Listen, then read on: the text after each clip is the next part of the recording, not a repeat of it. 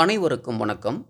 அஷ்டம சனி என்னென்ன பாதிப்புகளை கொடுக்கும் என்பதை இந்த பதிவில் பார்ப்போம். 7.5 சனி 7.5 வருடங்களில் கொடுக்கும் கஷ்டங்களை அஷ்டம சனி 2.5 வருடங்களில் கொடுத்துவிடும் என்பார்கள். கடந்த 2.5 வருடங்களாக கடக ராசியில் இருந்த அஷ்டம சனி 2025 மார்ச் 29க்கு பிறகு சிம்ம ராசிக்கு மாற உள்ளது. இந்த அஷ்டம சனியானது என்னென்ன கஷ்டங்களை கொடுக்கும் என்பதை இந்த பாடல் வரிகள் மூலம் தெரிந்து கொள்வோம்.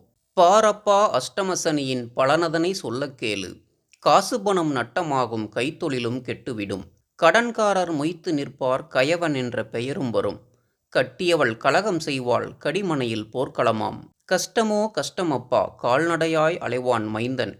பெற்றோரும் பகையாவார், பிள்ளைகளும் சொற்கேளார். உற்ற நண்பர் பகையாவார், உறவுக்காரரும் பகையாவார். ஊன் உறக்கம் கெட்டுவிடும், உடல் நோயோ வதைக்கும். சீறிவரும் சென்னாகக் கண்டம், சிறைபயமும் உண்டாகும் பார்.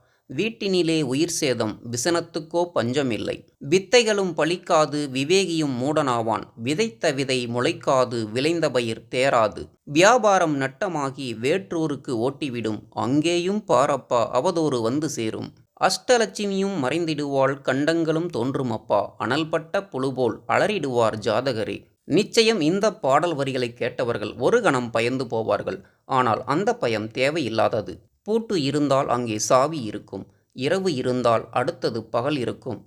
தாகம் இருந்தால் அங்கே தண்ணீர் இருக்கும். அதுபோலவே ஒவ்வொரு பிரச்சனைக்கும் ஒரு தீர்வு நிச்சயம் இருக்கும். இந்த அஷ்டம சனி பாதிப்பில் இருந்து விடுபட ஒரே வழி இறை வழிபாடு. அது மட்டும் போதுமா? போதாது.